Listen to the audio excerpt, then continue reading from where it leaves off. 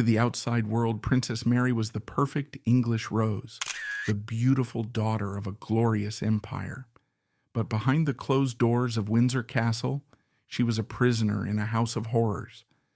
Raised in the terrifying shadow of King George III's madness, she spent the prime of her youth not in ballrooms, but in sick rooms, living within earshot of a father who, in his worst episodes, was physically restrained and beyond reason. She was the only one to escape the wreckage with her sanity intact, but the price of survival was a lifetime of solitude. While her siblings succumbed to scandal, illness, and death, Mary was left behind as the silent witness, the lonely figure in the background, who saw the 18th century die and the Victorian age begin. This is the tragic, untold true story of the princess who was locked away for 40 years, waiting for a life that almost never came. Mary entered the world on April 25, 1776, at Buckingham House, a property that was then just a comfortable family home rather than the stone monolith it is today.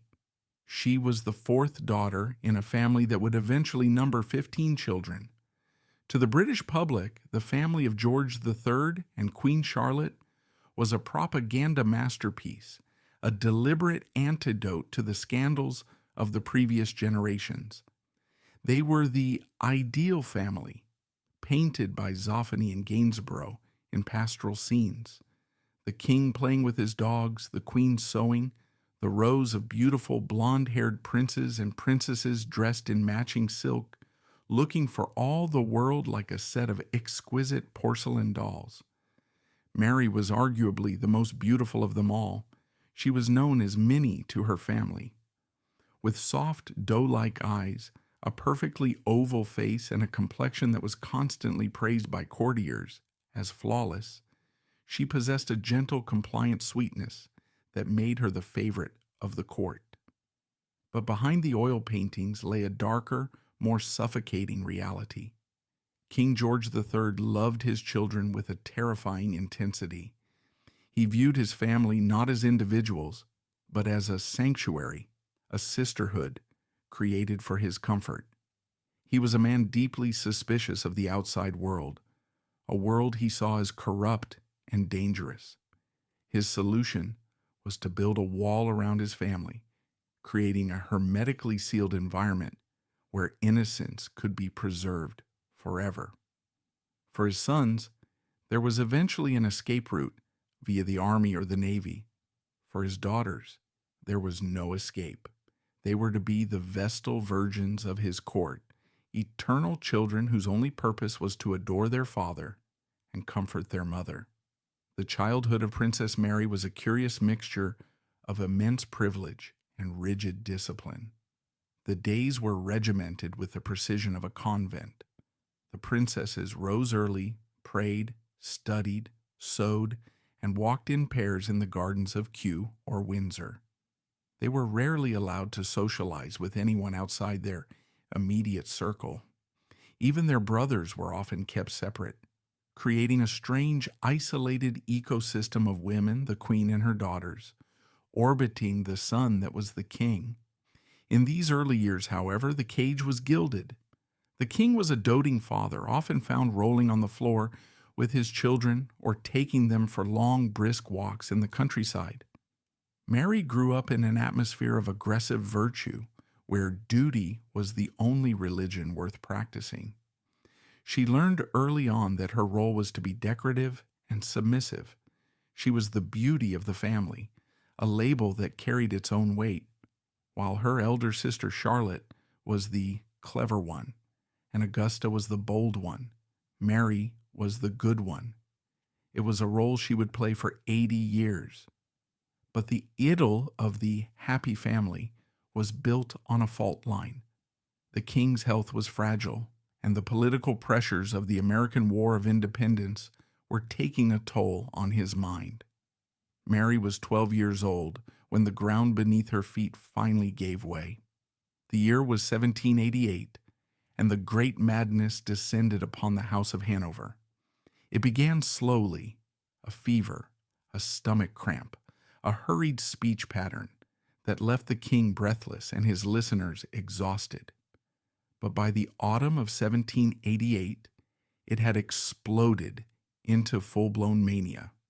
For a 12-year-old girl, the transformation of her father was the stuff of nightmares.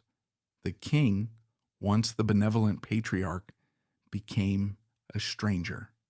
He talked incessantly for hours on end until foam gathered at the corners of his mouth. He became violent, attacking his son, the Prince of Wales, at the dinner table.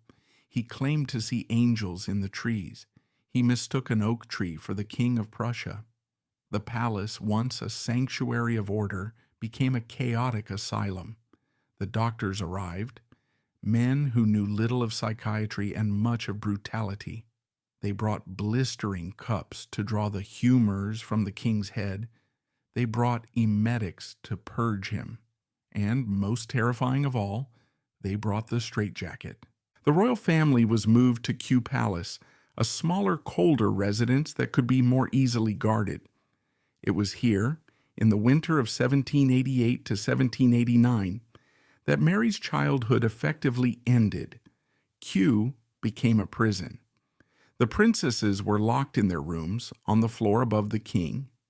At night, in the freezing silence of the unheated palace, Mary and her sisters could hear the sounds drifting up from the floor below.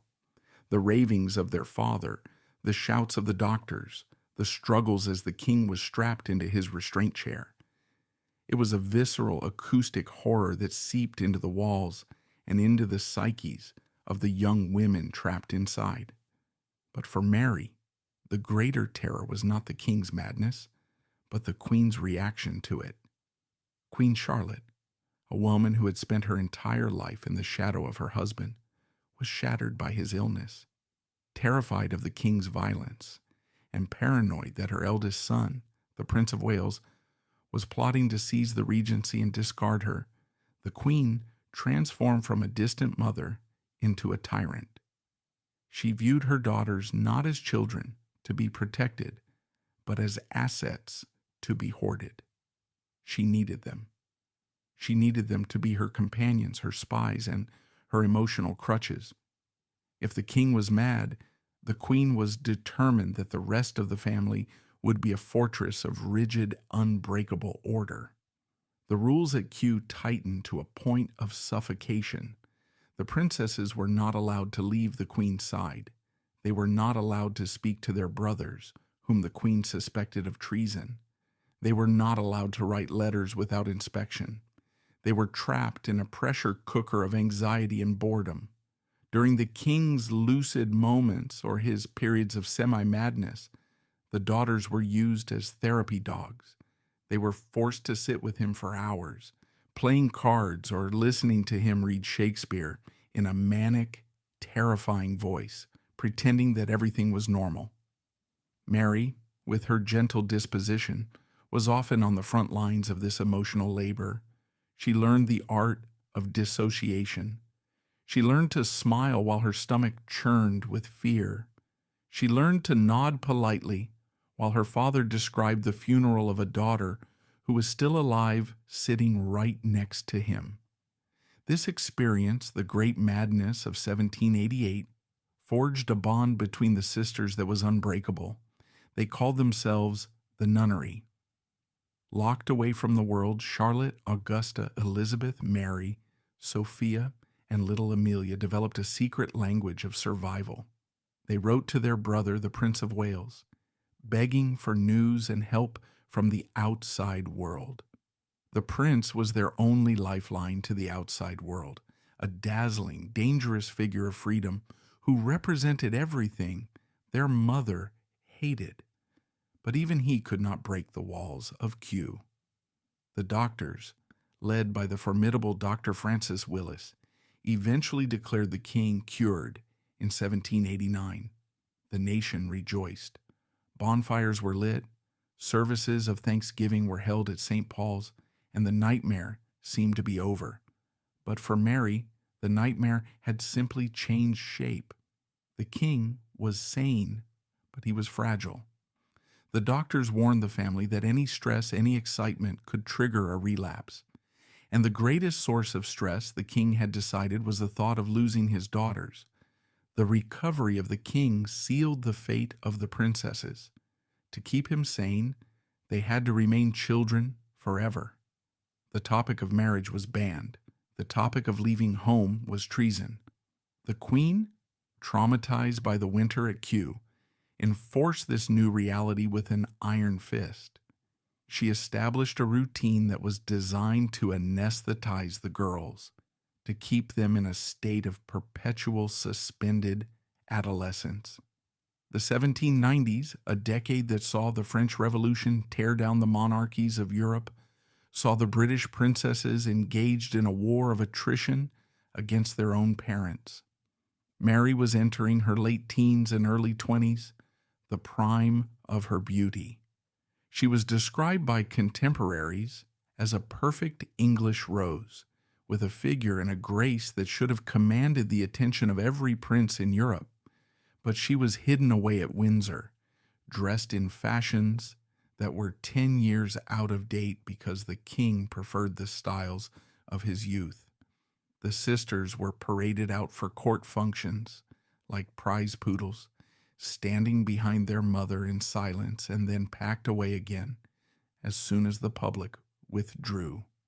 It was a life of maddening contradiction. They were the daughters of the most powerful man on earth, yet they had no money of their own. They lived in palaces, yet they had no privacy. They were surrounded by hundreds of people, yet they were profoundly lonely. The psychological toll of this existence began to manifest in physical illness.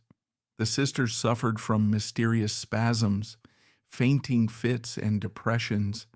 It was the body rebelling against the cage. Mary, however, adopted a different strategy, the strategy of the chameleon. She realized that resistance caused pain, so she became the perfect mirror. If the king was happy, she was happy. If the queen was sour, she was somber. She flattened her own personality to fit the cracks in her parents' marriage. Yet even in the nunnery, the heart has its demands. As the new century dawned and Mary entered her mid-20s, the hopelessness of her situation began to curdle into a quiet desperation. Her eldest sister, Charlotte, the Princess Royal, managed to escape in 1797 by marrying the Duke of Württemberg, a man so obese he had to have a semicircle cut out of his dining table. The family mocked him, but Mary looked at Charlotte with envy. Even a fat husband in a minor German duchy was better than the suffocating air of Windsor. With Charlotte gone, the pressure on the remaining sisters intensified. Augusta and Elizabeth began to look for solace in secret romances with courtiers, dangerous liaisons that risked ruin. Mary, however, fixed her eyes on a different kind of escape. It was an escape that was hiding in plain sight, in the form of a man everyone else considered a joke. His name was Prince William Frederick, the Duke of Gloucester. He was her first cousin, the son of the king's brother. In the cruel, gossipy world of the court, he was known as Silly Billy. He was pompous, he was socially awkward, and he had a tendency to say incredibly stupid things with great solemnity. But Mary had known him since they were children. Where others saw a fool, she saw a kind man. Where others saw a bore, she saw a ticket out of the nunnery. A quiet, unauthorized understanding began to develop between the beautiful princess and the awkward duke. It was a romance conducted in the shadows, glances across a crowded ballroom, letters smuggled by sympathetic servants, brief conversations during the family's summer holidays in Weymouth. But the obstacle was the king. George III, traumatized by the disastrous marriages of his own brothers, had passed the Royal Marriages Act of 1772, which required the monarch's consent and made any match a political minefield. And his policy regarding his daughters was simple. No, he would weep at the very mention of it. "I cannot part with them," he would sob. "I shall go mad again if they leave me." So Mary waited. She entered her late 20s, then her 30s. The first decade of the 19th century passed. The Napoleonic Wars raged across Europe, changing the face of the continent. But inside Windsor Castle, time stood still. Mary spent endless hours in the Queen's drawing room, stitching until her fingers ached, listening as the clock stole the best years of her life. She watched the wrinkles appear in her mirror. She watched the gray hairs multiply. She was preserving herself in amber, holding onto a singular dream of domesticity, while her family slowly disintegrated around her. The tension in the sisterhood grew toxic. The sisters, once united by their shared imprisonment, began to turn on each other. The Queen, now an old woman terrified of death and madness, became increasingly erratic and cruel. She pitted the daughters against one another, using their secrets as leverage. The atmosphere at court was poisonous, a mixture of boredom and hysteria. And looming over it all was the terrifying health of the king. He was going blind. He was becoming increasingly eccentric. The shadows of 1788 were lengthening again. In 1804, another bout of madness struck. Then another. The nunnery was under siege. The princesses were no longer just daughters. They were nursemaids to a lunatic and companions to a tyrant. It seemed that Mary would die in this room, an old maid with a needle in her hand, a sacrifice on the altar of her father's fragility. But the breaking point was coming. The structure of the family, held together by fear and willpower for so long, was about to shatter completely. The catalyst would be the youngest sister, Amelia, and her tragedy would finally unlock the door that Mary had been staring at for 20 years. The turning of the lock, however, would not be a gentle release, but a violent rupture. The peace of the nunnery was about to be shattered by the harsh intrusion of mortality, forcing Mary to trade the boredom of her confinement for the sharp, agonizing clarity of grief. The waiting was over. The dying was about to begin. The year 1810 opened not with the promise of a new decade, but with the suffocating atmosphere of a sick room. The nunnery at Windsor Castle had transformed into a hospice. Princess Amelia, the baby of the family, the golden child whom the king loved with a desperate, possessive intensity, was dying. She was 27 years old, and tuberculosis was consuming her from the inside out. For Princess Mary, now 34, the impending death of her sister was a tragedy, but it was also the terrifying catalyst that would finally shatter the frozen lake of their existence. The bond between the sisters had always been tight, forged in the fires of their parents' dysfunction, but Amelia's illness brought a new, morbid intimacy to their lives. Mary spent her days by the bedside, listening to the rasping breath of the young woman who had been the family's bright spark. Amelia was not just dying. She was dying with a secret. She was said to have loved Charles Fitzroy, a connection the court could never openly acknowledge. On her deathbed, Amelia was not praying for salvation. She was mourning the life she had never been allowed to live. She was a mirror reflecting Mary's own potential future, a spinster princess dying unfulfilled, her heart packed away in a box of unsent letters. The true horror, however, was occurring down the hall. King George III was hovering on the precipice of his final, irrevocable madness. He knew his favorite daughter was dying, and the grief was tearing his fragile mind apart. The courtiers watched with bated breath as the king vacillated between manic hope and crushing despair.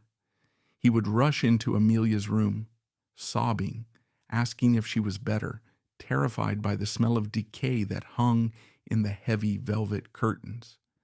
In November 1810, the end came. On her deathbed, Amelia gave her father a ring containing a lock of her hair and the inscription, "Remember me." It was a gesture of love, but it was also the final blow. When Amelia breathed her last, the king's mind snapped. He did not just descend into mania, He fell into a deep, dark well from which he would never return. He began to talk to Amelia as if she were still in the room. He played the harpsichord for hours, composing requiems for her soul, singing in a high, cracking voice that echoed through the stone corridors of Windsor. He stopped shaving. He stopped changing his clothes.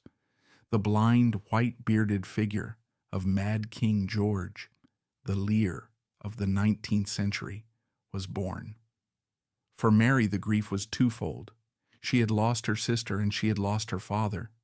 The man who had been her jailer, yes, but also the center of her universe, was now a ghost haunting his own castle. With the king incapacitated, the political machinery finally turned. In 1811, Parliament passed the Regency Act. Mary's eldest brother, the Prince of Wales, was sworn in as Prince Regent. The Regency era had officially begun. To the outside world, the Regency was a time of elegance, wit, and the architectural splendors of John Nash. It was the age of Jane Austen and Lord Byron. But inside Windsor Castle, the Regency brought a new, colder form of tyranny. The Queen, now completely estranged from her mad husband and terrified of her powerful son, turned the screws on her remaining daughters. She became the warden of a prison that no longer had a purpose. There were no state dinners, no balls, no receptions. There was only the old queen and her old girls, trapped in a routine of reading sermons and nursing a lunatic.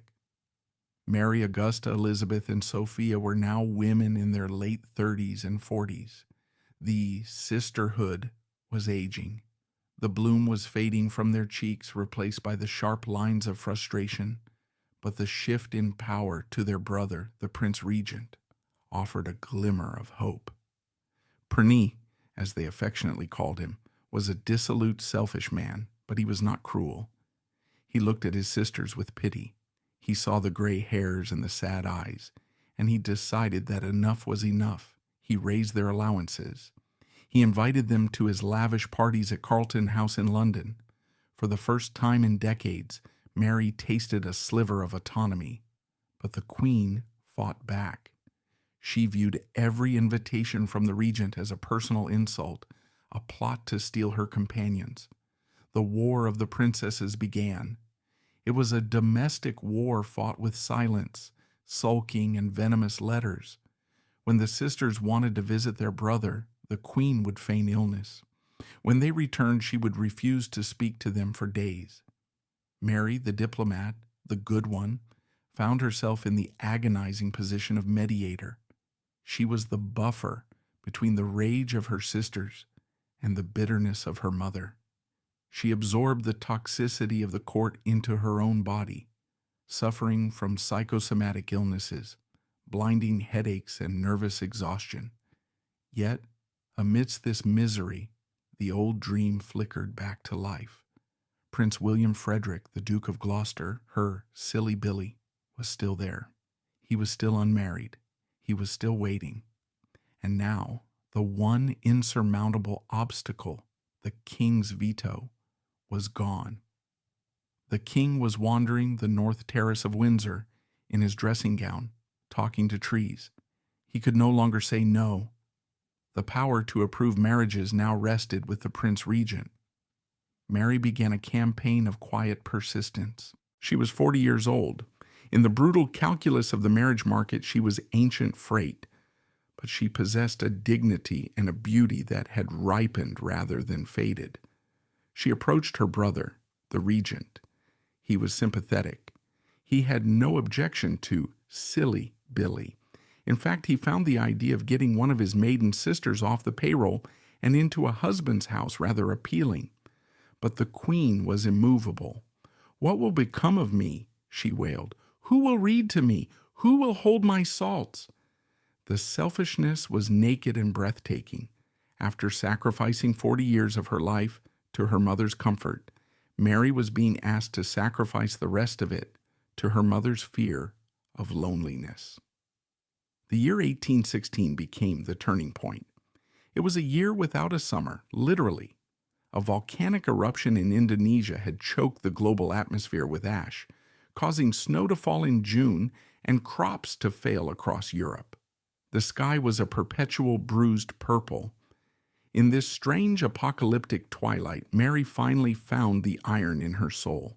She looked at her mother, a small, shriveled, terrifying woman, and she said, in her own polite, unwavering way, "I am going." The courtship was devoid of the breathless passion of youth. It was a negotiation of survivors. The Duke of Gloucester formally asked the regent for Mary's hand. The regent agreed.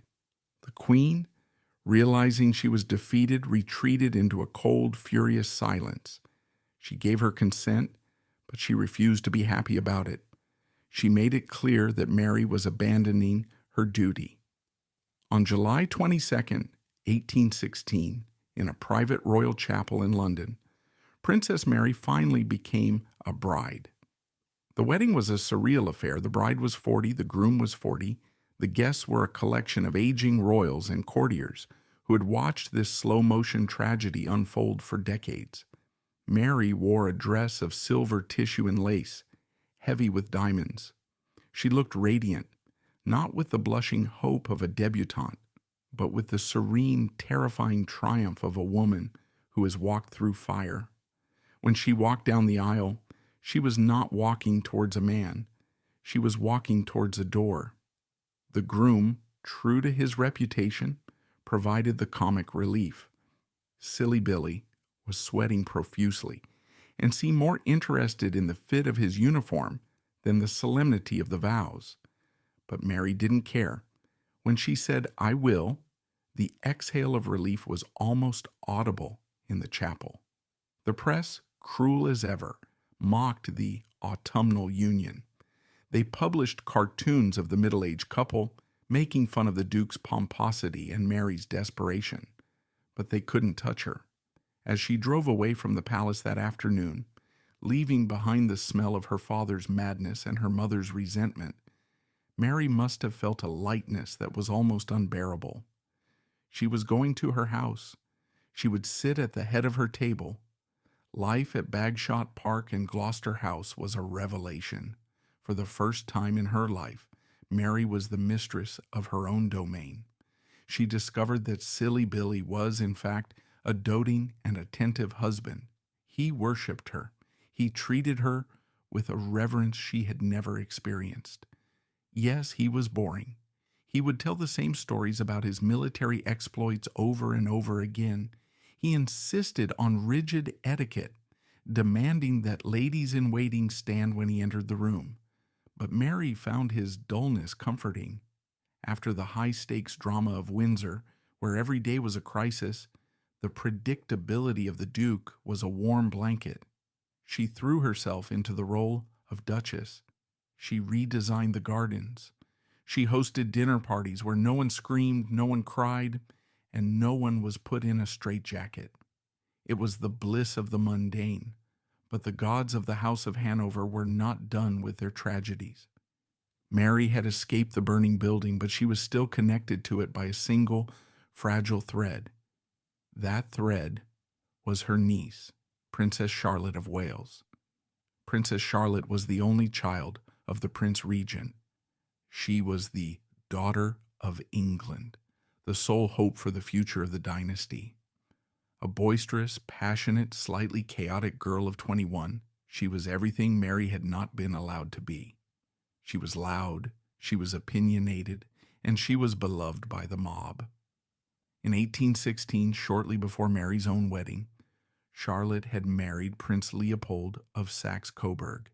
It was a true love match, a beacon of hope in a family notorious for miserable marriages. By 1817, Charlotte was pregnant.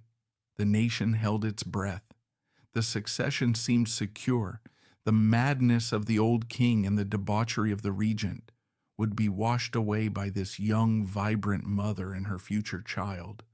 Mary, from her haven at Bagshot, wrote affectionate letters to her niece. She saw in Charlotte the vindication of all royal women. Here, finally, was a princess who would be happy. November 1817 arrived, dark and foggy. Charlotte went into labor at Claremont House. It was a difficult, drawn-out ordeal. For 50 hours, the labor pains racked her body. The doctors, adhering to the medical ignorance of the time, bled her and starved her, weakening her just when she needed strength. Finally, a son was born, stillborn. The tragedy was immense, but it was not over. A few hours later, Charlotte complained of being cold. She felt a pain in her chest. She began to bleed internally. The news reached Mary at Gloucester House like a thunderclap. Princess Charlotte was dead. It is difficult to overstate the shock that hit Britain. It was a nuclear event. The only legitimate grandchild of George III was gone. Overnight, the crisis stopped being private grief and became a national emergency. The Prince Regent was distraught. The nation went into a mourning frenzy that bordered on mass hysteria. Linen drapers ran out of black cloth. Poets wrote thousands of bad elegies. The hope of England was in a coffin. For Mary, the grief was personal and profound, but it was also political. She looked around at her family. Her father was mad and dying. Her brother, the regent, was estranged from his wife and unlikely to have more children. Her other brothers, the Dukes of York, Clarence, Kent, Sussex, and Cambridge, were all middle-aged men. Most of them were unmarried, or living with mistresses, or married in contravention of the Royal Marriages Act. They had plenty of illegitimate children, the Fitz this and Fitz that, but not a single legitimate heir between them. The House of Hanover, which had seemed so fertile, so endless with its 15 children in the nursery descriptions of Mary's youth, was suddenly facing extinction. Mary stood at the funeral of Princess Charlotte in St. George's Chapel, the air thick with incense and the sobs of the congregation. She looked at her brothers, fat, balding, gout-ridden, and panicked. She realized that the baby race was about to begin. These aging playboys would have to dump their mistresses, find suitable German princesses, and frantically try to produce an heir before it was too late. The golden cage of Mary's childhood had collapsed, only to reveal a wasteland. She retreated to the side of her silly Billy, clutching his arm. She was safe, she was married, she was free. But as she looked at the empty altar where the future should have been, she realized that her role as the silent witness was far from over. She would now have to watch the grotesque comedy of her brothers trying to save the dynasty they had spent decades ignoring. And she would have to wait to see if any life could bloom from the ashes of this ruin. The wind howled around the stone towers of Windsor, carrying the scent of winter and the echo of the Mad King's violin. The long Georgian twilight was ending, and the night was coming fast. In this gathering darkness, panic began to set in.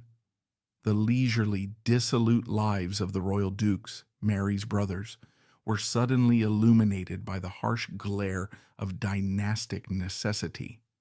With the hope of England dead in her coffin, the family realized that their private indulgences had created a public catastrophe. There was no heir, no backup, and no time left to waste. By 1818, panic had replaced any remaining pretense of stability. The death of Princess Charlotte had left the House of Hanover staring into the abyss of extinction. The line of succession, which had once seemed as solid as the oak trees of Windsor Great Park, had been severed. King George III had 12 living children, yet not a single legitimate grandchild to inherit the throne. The British public, still reeling from the shock of losing their beloved people's princess, looked at the royal family with a mixture of panic and contempt.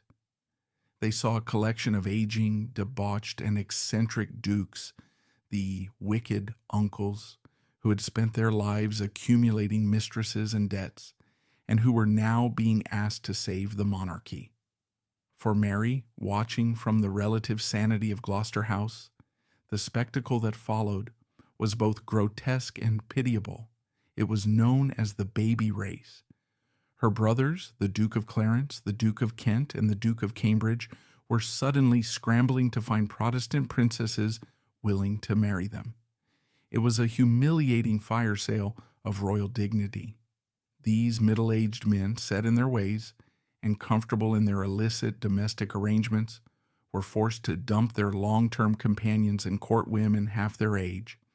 The Duke of Clarence, desperate and chaotic, proposed to an heiress who turned him down, then to a princess who turned him down, before finally settling on Princess Adelaide of Saxe-Meiningen, a woman young enough to be his daughter.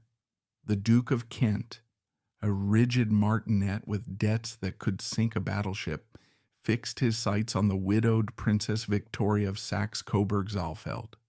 Mary watched this matrimonial farce with a heavy heart. She knew the cost of these loveless unions. She had spent 40 years watching her parents' marriage disintegrate under the pressure of duty. Now, her brothers were marching into the same trap, driven not by affection, but by the biological imperative to produce an heir. The newspapers, vicious as ever, published cartoons of the royal stallions being led to the breeding shed. It was a crude biological reality that stripped away the last vestiges of royal mystique. Mary, secure in her own marriage to Silly Billy, found herself in the strange position of being the stable center of a spinning top. Her home became a refuge for the flustered brides who arrived in England, bewildered by the strange customs and the terrifying expectations placed upon their wombs. But while life was being frantically courted in London, death was quietly taking up residence at Kew Palace. Queen Charlotte, the woman who had dominated Mary's life with an iron fist, was dying. In the summer of 1818, the Queen's health collapsed. She suffered from dropsy, a painful accumulation of fluid that made her body swell and her breathing labored. The woman who had once been the tyrant of the nunnery was now a frightened, gasping invalid trapped in a chair, unable to lie down for fear of drowning in her own fluids. And in this final crisis, the Queen called for Mary. It is a testament to the profound, almost masochistic sense of duty that had been drilled into Mary that she did not hesitate. She left the comfort of her new life, left the husband she adored, and returned to the cage. She went back to Kew. The atmosphere in the palace was suffocating. The heat of the summer was intense, and the windows were kept closed to prevent drafts. The Queen, terrified of death, was irritable and demanding. She clung to Mary with a desperate, clawing neediness. For weeks, Mary slept on a cot in her mother's room, holding the hand that had so often slapped down her hopes. This vigil at Kew was the crucible of Mary's character. A lesser woman might have used this moment for revenge, or at least for cold indifference. But Mary offered only comfort. She recognized that the monster of her childhood was just a terrified old woman who had been broken by a life of impossible expectations. The Queen had spent 50 years maintaining the facade of the perfect family while her husband went mad and her sons went wild. Her control, her cruelty, had been a frantic attempt to hold back the chaos. Now, as the chaos finally claimed her, Mary forgave her. On November 17, 1818, Queen Charlotte died, sitting in her black armchair, holding the hand of the daughter she had tried hardest to keep. When the end came, Mary was exhausted, her eyes rimmed with red, her spirit frayed. But she had done her duty. She had seen the Queen out. As the hearse carried her mother's body away to Windsor, Mary must have felt a complicated tangle of grief and liberation. The jailer was dead. The last lock on the door was broken. She was truly, finally an orphan of the state. But the cycle of life is relentless. As the Queen was buried, the bellies of the new royal duchesses were swelling. The year 1819 was the year of the harvest. The baby race was crossing the finish line. In Hanover, the Duchess of Cambridge gave birth to a son. In London, the Duchess of Kent gave birth to a daughter. And in Clarence House, the Duchess of Adelaide gave birth to a daughter who died hours later. The focus of history narrowed down to the child born at Kensington Palace on May 24, 1819. A girl, Alexandrina Victoria, the future Queen Victoria. Mary visited the baby.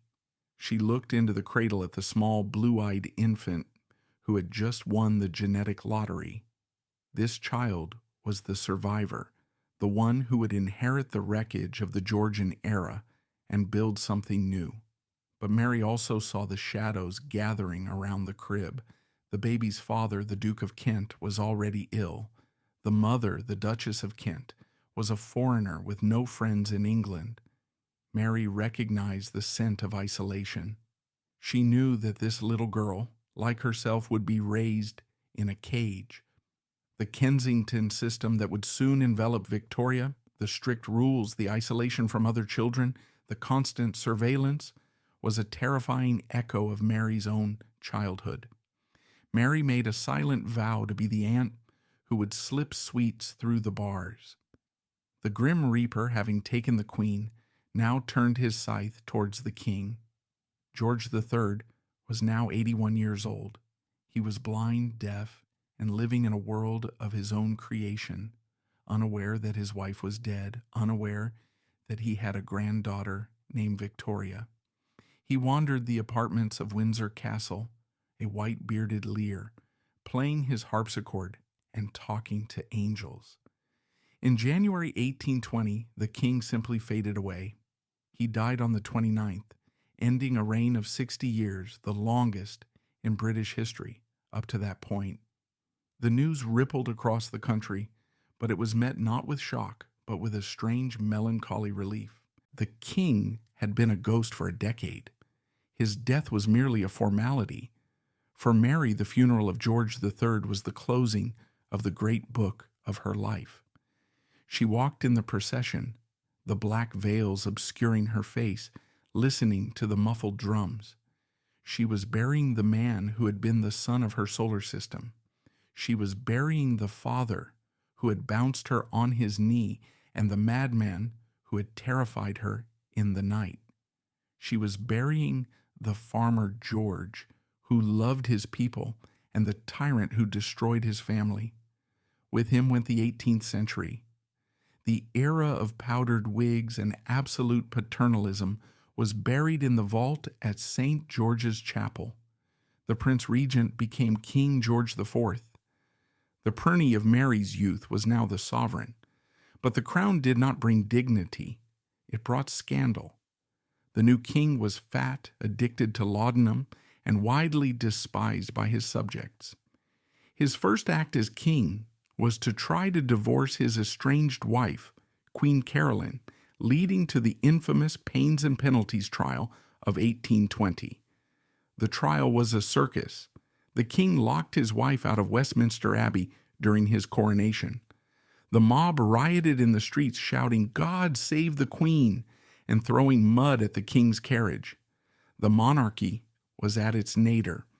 The people looked at the bloated, selfish king and wondered why they needed him at all. Republicanism was in the air. In this feverish atmosphere, Princess Mary and her husband, the Duke of Gloucester, became vital assets. They were the respectable royals. They were the ones who didn't have mistresses, didn't have illegitimate children, and didn't throw tantrums in public.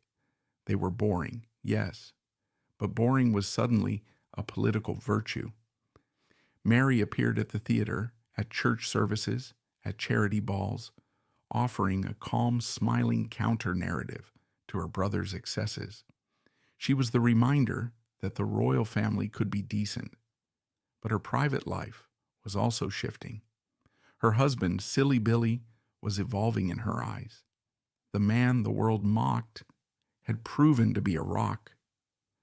During the chaos of the Queen Caroline trial, when the mob was attacking royal carriages, the Duke of Gloucester stood by Mary with fierce protectiveness. He might have been pompous, but he was loyal. They had created a genuine partnership. They were often seen walking together in the park, an elderly couple who seemed to find genuine comfort in each other's company. It was the only successful marriage in the entire family, a quiet victory that Mary cherished. However, the 1820s were a decade of attrition. The wicked uncles began to drop. The Duke of Kent died suddenly in 1820, leaving baby Victoria fatherless. The Duke of York, the heir presumptive and the commander-in-chief of the army, died in 1827. He had been Mary's favorite brother, the soldier's friend, a man who was useless with money but generous with his heart. His death hit her hard. It meant that the crown would pass to William, the Duke of Clarence, the eccentric sailor, and then inevitably to the little girl at Kensington. Mary watched the king, George IV, decay. The man who had once been the first gentleman of Europe, the handsome prince of the Regency, had turned into a recluse. He was bloated with dropsy, half blind, and ashamed of his own appearance. He hid at Windsor, refusing to be seen by his subjects. Mary was one of the few people allowed to visit him. She would sit with him in his overheated rooms, listening to him ramble about battles he had never fought and women he had never loved. She saw the terror in his eyes, the same terror she had seen in her father, the terror of a man who knows he has wasted his life. In June 1830, George IV died. A reign that had begun with such promise ended with a sigh of relief from the nation. He was unmourned. The Times wrote a scathing obituary declaring that there never was an individual less regretted by his fellow creatures. Mary read those words and felt the sting of them. She knew her brother was flawed, deeply so, but she also remembered the young man who had smuggled letters for her, who had tried to protect his sisters from the Queen. She grieved for the brother he could have been, not the king he became. The crown passed to William IV. The Sailor King was 64 years old, pineapple-headed, eccentric, and utterly unprepared for the throne. He hated ceremony. He would spit out of carriage windows. He would make impromptu speeches that lasted for hours. The court went from the suffocating grandeur of George IV to the chaotic informality of a ship's mess. Mary, now 54, found herself the senior royal lady. She was the aunt to the king, the aunt to the heir, and the custodian of the family history. She moved through this new, boisterous court like a ghost from a more elegant time. She still wore the high-waisted dresses of the Regency, refusing to adopt the ballooning skirts of the 1830s. She became a symbol of continuity. But her heart was beginning to tire. The 1830s brought with them a sense of gathering twilight. Her husband's health was failing. The Duke of Gloucester, never a robust man, was weakening. The walks in the park became shorter. The dinner parties became fewer. Mary nursed him with the same devotion she had shown her mother, but this time it was driven by love, not duty. She knew that her time with her silly Billy was running out. She had fought so hard to get him, waited so long to marry him, and now, after fewer than 20 years, he was slipping away. The prospect of widowhood terrified her, not because she couldn't survive alone, she had survived the nunnery after all, but because it meant the silence would return, the terrible echoing silence of a royal palace where you are the only one left. As the year 1834 approached, the shadows in Gloucester House lengthened. The Victorian era was waiting in the wings, impatient, moralistic, and ready to sweep away the remnants of the Georgian past. Mary stood by the window, watching the leaves fall in the park, knowing that the winter was coming not just for the year, but for her generation. The witnesses were dying. Soon, she would be the only one left to tell the story. That story, however, was about to lose its most vital character. As the political landscape shifted under the weight of the new age, Mary's personal world was crumbling. The domestic sanctuary she had built with such care, the one place where she was safe from the echoes of her past, was about to be breached by the one visitor even a royal duchess could not turn away.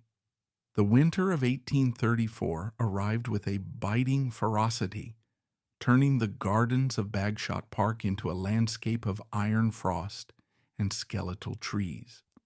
Inside the house, the silence that Princess Mary had spent her entire adult life running from was gathering in the corners once again. Her husband, Prince William Frederick, the Duke of Gloucester, was dying. The man the world had mocked as Silly Billy, the man who had been the punchline of 1,000 cruel jokes in the London coffee houses, was fighting for every breath. But to Mary, sitting by his bedside day and night, wiping the fever sweat from his brow, he was not a joke. He was her liberator. He was the only man who had ever offered her a home that was not a prison. When he died on November 30th, 1834, something vital in Mary broke. It wasn't the hysterical shattering of her father's madness, nor the bitter fragmentation of her mother's rage. It was a quiet, structural collapse, like an old beam finally giving way under the weight of the roof. She was 58 years old. She had waited 40 years to be a wife, and she had been allowed to play the role for only 18. As the undertakers moved through the house, draping the mirrors in black crepe and hushing their voices, Mary realized with a terrifying clarity that she was alone, really, truly alone. She had no children to comfort her. Her sisters were scattering into death or invalidism. Her brothers were decaying relics. The Gloucester interlude, that brief sunny afternoon of her life, was over. The long evening had begun. The funeral was a solemn affair, but the grief was Mary's exclusive property. The public, who had never really understood the Duke, moved on quickly. But Mary put on her widow's weeds, the heavy, stifling layers of black bombazine and crepe, and she never really took them off. She became the Dowager Duchess, a title that carried a heavy scent of obsolescence. She moved her household from the country back to London, to Gloucester House on Piccadilly, and to the Ranger's House in Greenwich. She fortified herself within these walls, creating a shrine to her lost happiness.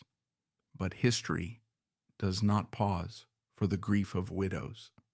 While Mary was mourning, the monarchy was hurtling towards its next crisis. Her brother, King William IV, was failing. The Sailor King had reigned for 7 chaotic years, a period of political reform and social unrest that had seen the monarchy's popularity wobble precariously. He had no legitimate children. His Fitzclarences, the illegitimate brood he adored, could not inherit the throne. The heir presumptive was still the teenager at Kensington Palace, Princess Victoria. The tension between the dying king and the future queen was toxic.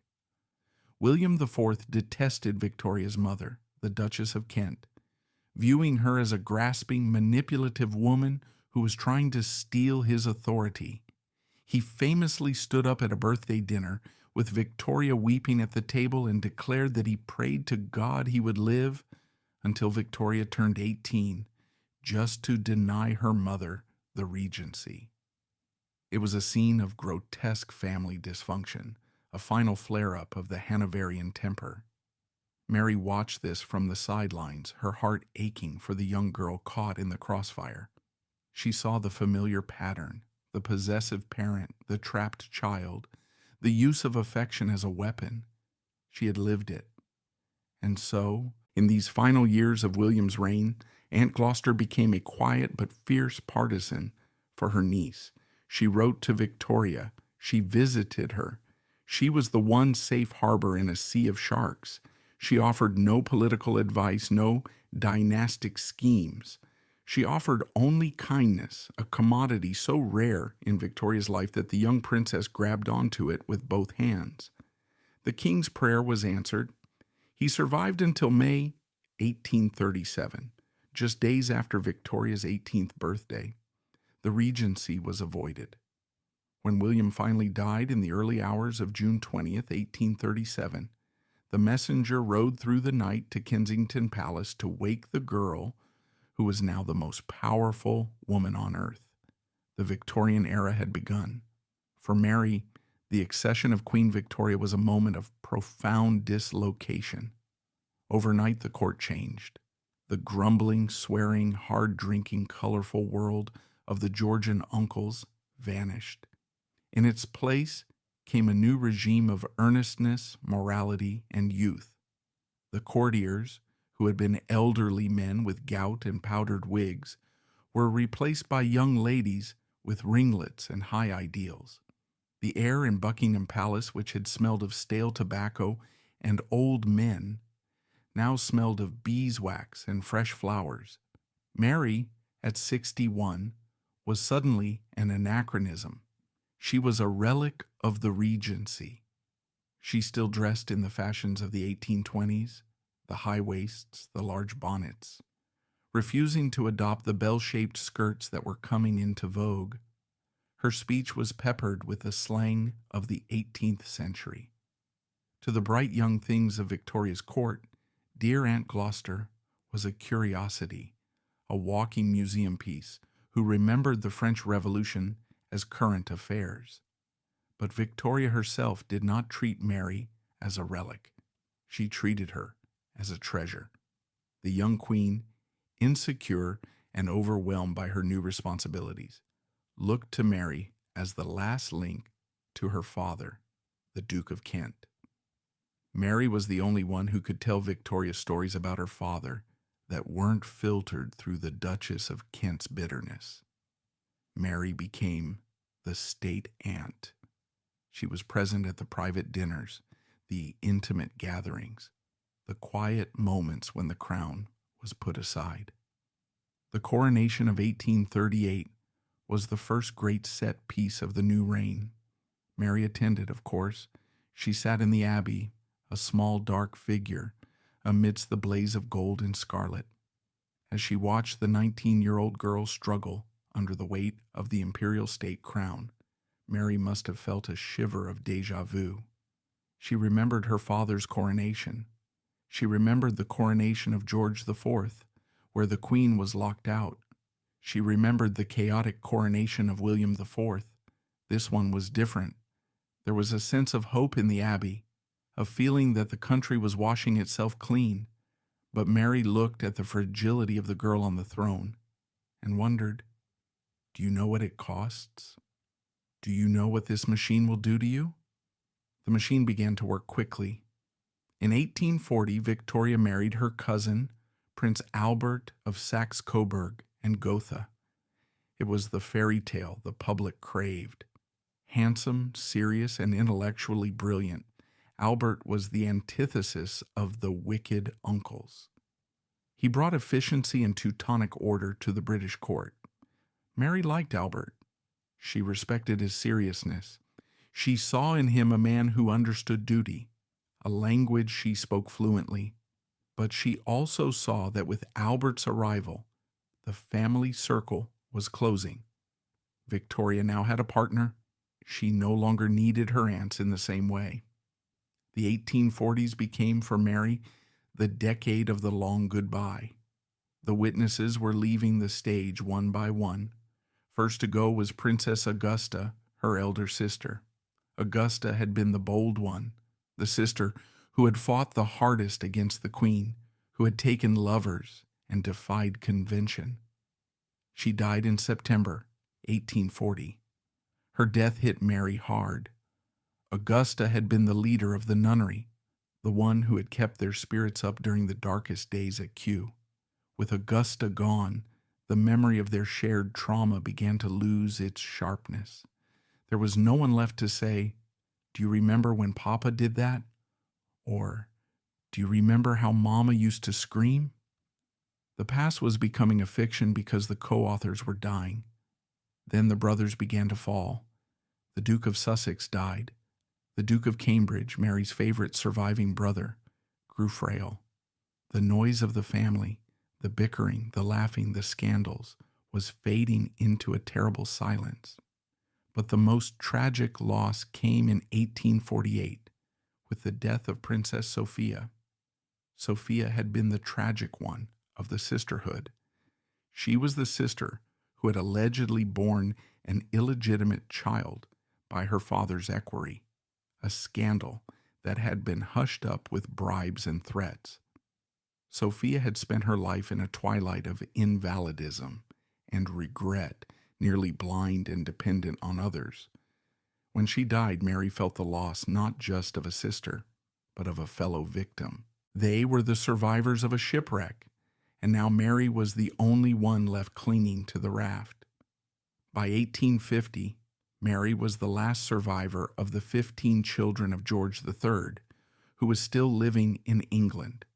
Her brother Ernest became King of Hanover and lived in Germany until 1851. She was 74 years old. She lived a quiet life at Gloucester House, surrounded by ghosts. Her rooms were filled with portraits of the dead: King George with his white beard, Queen Charlotte with her pug dogs, the handsome brothers in their uniforms, the beautiful sisters in their muslin dresses. She walked through these rooms like a curator, dusting the memories, talking to the painted faces. Yet she did not retreat into bitterness. This is the most remarkable aspect of Mary's final years. She could have become a Havisham-like figure, rotting away in her wedding dress, cursing the family that had stolen her youth. Instead, she became a figure of benevolence. She poured her energy into charity. She became the patron of the Artists' Benevolent Fund, the governess's benevolent institution in dozens of hospitals. She visited the poor. She gave away vast sums of money. It was as if, having been denied children of her own, she decided to adopt the unfortunate of London. There are accounts from this period of the old Duchess driving through the streets of London in her yellow carriage. The people would stop and bow. They didn't cheer. She wasn't a celebrity like Victoria, but they bowed with respect. They knew who she was. She was the link to the past. She was the daughter of the Mad King. She was a piece of living history rolling down Piccadilly. Her relationship with the younger generation of royals, Victoria's growing brood of children, was touching. To the future King Edward VII, Bertie, and the Princess Royal, Vicky, she was a mythical figure. She was the great aunt who smelled of lavender and gave them forbidden sweets. She told them stories about the bad old days, stories that must have sounded like fairy tales to children raised in the strict, moral atmosphere of Albert's nursery. She told them about the time the king chased the Prince of Wales around the dinner table. She told them about the Queen's snuff. She told them about the frost fairs on the Thames. But there was one story she never told them. She never told them the full truth about the loneliness. She never told them about the nights at Kew listening to the screams. She protected them from the darkness of their own bloodline, just as she had protected herself. As the 1850s progressed, Mary's physical world shrank to the dimensions of her sitting room. She became frail. Her hearing began to fade. The vibrant, chaotic world of Victorian London, the Great Exhibition of 1851, the railways, the telegraphs, roared outside her window, but she remained inside, in the eternal 1810s. She wrote letters to her few surviving friends, the handwriting becoming shaky and spider-like. "I am the last," she would write. "I am the last of the flock." In 1855, the final blow to her generation landed. Her brother Ernest, the King of Hanover, died in Germany. He was the wickedest uncle, a man rumored to have murdered his valet and fathered a child with his sister, a rumor Mary knew was false, but which stained the family nonetheless. With Ernest gone, Mary was truly, absolutely the last. The 15 children of George III and Queen Charlotte, that great teeming nursery that had been the pride of the nation in 1780 were reduced to one old woman in a bonnet. The sensation of being the last is a unique psychological burden. Mary carried the entire weight of the family's history. If she forgot something, it was gone forever. If she didn't tell the story ceased to exist. She felt the pressure of the silence. She began to organize her papers, burning letters that contained secrets too dangerous to leave behind. She was tidying up the century. She was sweeping the floor of the House of Hanover before turning out the lights. The year 1857 arrived. The British Empire was at peace, though the storm clouds of the Indian Mutiny were gathering on the horizon. The Queen was pregnant with her ninth and final child, Princess Beatrice. The cycle of life was continuing with relentless efficiency, but for Mary, the wheel had stopped turning. In April 1857, she took to her bed at Gloucester House. It was not a specific illness that claimed her. It was simply the exhaustion of 81 years of survival.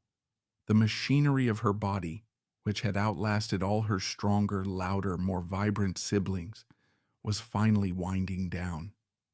Queen Victoria came to visit her. The Queen sat by the bedside, holding the hand of the woman who had been a second mother to her. They talked quietly. Mary did not speak of fear. She spoke of reunion. She spoke of silly Billy, of her sister Augusta, even of her poor, mad father. She was ready to go back to the nunnery, not as a prisoner this time, but as a free spirit returning to her kin. On the night of April 29th, the vigil began. The doctors waited. The ladies in waiting wept in the corridor. And Mary lay in the darkness, listening to the breathing of the city outside. She thought, perhaps, of the green fields of Kew. She thought of the silver tissue dress she wore at 40. She thought of the silence of the snow. As the dawn broke on April 30th, 1857, the last daughter of George III closed her eyes. The witness stepped down from the stand. The testimony was complete. The silence that followed was absolute. It was the silence of a clock stopping in an empty room, the cessation of a heartbeat that had persisted through the rise and fall of empires. Outside the walls of Gloucester House, the Victorian world roared on, but inside, the long, fragile thread connecting the present to the distant past had finally snapped. The news of Princess Mary's death on April 30th, 1857, did not tear through London like the shock wave of Princess Charlotte's death 40 years earlier, nor did it carry the heavy, complex political weight of the king's demise. Instead, it moved through the city like a gentle closing sigh. The shops put up their shutters, the flags were lowered to half-mast, and the newspapers printed borders of thick black ink. But the prevailing emotion was not panic. It was a deep, respectful melancholy. It was the feeling one gets when a great ancient oak tree, which has stood in the park for as long as anyone can remember, finally topples in the night. The landscape looked different without her. The horizon was suddenly empty. For Queen Victoria, however, the loss was acute and personal. Her diary entry for that day reveals a rare crack in her composed facade. She wrote of her dearly beloved aunt, the woman who had been a constant presence since her earliest memories in the lonely nursery at Kensington. Victoria arrived at Gloucester House to find the rooms already assuming the hushed, museum-like quality of death. She stood by the bed and looked at the face of the woman who had been born while America was still a British colony. In death, the lines of pain and endurance had smoothed away. Mary looked finally like the young girl painted by Gainsborough, serene, untouchable, and free. The funeral took place on May 8, 1857. It was a pageant of Victorian solemnity, a stark contrast to the chaotic, drunken midnight funerals of her Georgian brothers. The procession wound its way from London to Windsor, the horses' hooves muffled, the carriage wheels turning slowly through the spring mud. Mary was returning home. She was going back to the castle where she had spent her terrifying childhood, back to the terrace where her father had raved at the sky, back to the rooms where she and her sisters had stitched their hopes into endless pieces of embroidery. The service at St. George's Chapel was the final act of the family drama. As the coffin was carried into the choir, the vault was opened. This was the royal vault, the dark, crowded dormitory of the House of Hanover. Down in the darkness lay the remains of King George III, Queen Charlotte, the Duke of York, the Duke of Kent, Princes Octavius and Alfred, and the tragically young Princess Amelia. It was a crowded house of ghosts. For decades they had been waiting for the last of them. As Mary's coffin was lowered slowly into the gloom, one can imagine the circle finally closing. The sisterhood was reunited. The nunnery was full. The silence that Mary had carried within her for 81 years was now externalized, etched into stone and sealed with lead. With the stone rolled back into place, the 18th century was officially buried. The courtiers who walked out of the chapel that afternoon blinked in the sunlight of a modern world. The Industrial Revolution was in full swing. The telegraph wires were humming, the photographic camera was capturing reality, and the British Empire was expanding across the globe. The tragic, intimate, madness-haunted world of George III was now just a story to be told in history books. In her will, Mary left a series of bequests that were characteristically thoughtful. She left jewelry to her nieces and nephews, ensuring that the physical remnants of her life would be distributed among the new generation. But her greatest legacy was intangible. It was the stability she had helped to forge. By serving as the bridge between the chaotic Georgians and the respectable Victorians, she had helped to save the monarchy. She had shown Victoria that it was possible to be royal and yet remain human, a lesson the young queen took to heart. Yet, history is cruel to the quiet ones. In the years that followed, Princess Mary faded rapidly from the public consciousness. She had no scandalous affairs to keep her name in the gossip columns. She had no great political victories to be taught in schools. She had no children to carry on her specific line. She became a footnote, a name on a family tree that students would glance over on their way to the more exciting figures, like the Prince Regent or Queen Victoria. But to dismiss her as a footnote is to misunderstand the nature of survival. Mary's life was not a failure of ambition. It was a triumph of endurance. If you walk through the state apartments of Windsor Castle today, you will see the portraits of the royal family. You will see George III, looking noble and sane in his coronation robes. You will see the Prince Regent, resplendent in velvet. You will see Queen Victoria, grim and majestic. But if you look closely off to the side, you might find a portrait of a young woman with soft eyes and a gentle smile, holding a spaniel or a flower. She does not look like a warrior. She does not look like a survivor, but she is the strongest of them all. Princess Mary, the Duchess of Gloucester, represents the hidden cost of the crown. We often look at royalty through the lens of privilege, the palaces, the jewels, the deference. We forget the human toll. We forget that this is a system that demands the total sublimation of the self. For the men, it often manifested as madness or debauchery. For the women, it manifested as silence. Mary's life was a master class in the art of the long game.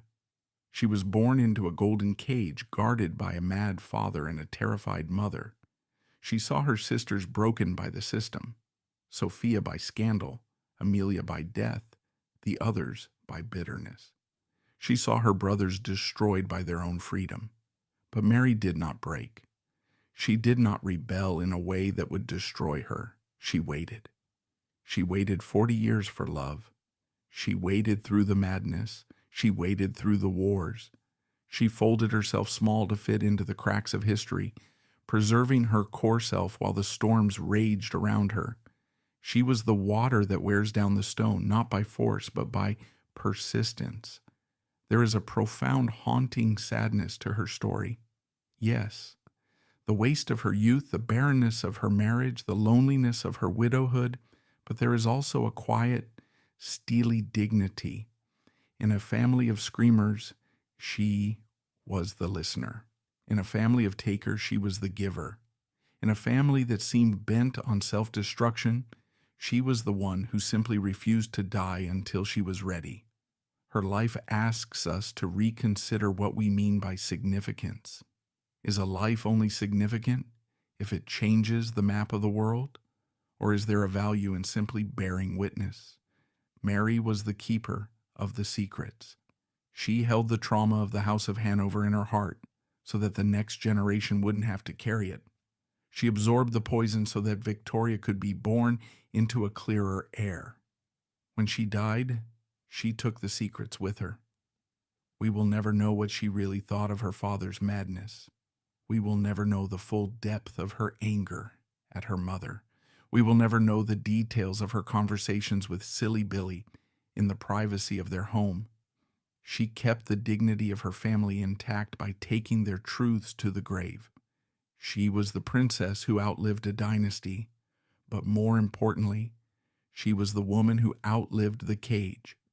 She walked out of the 18th century and into the Victorian age, carrying nothing but her memories and her endurance.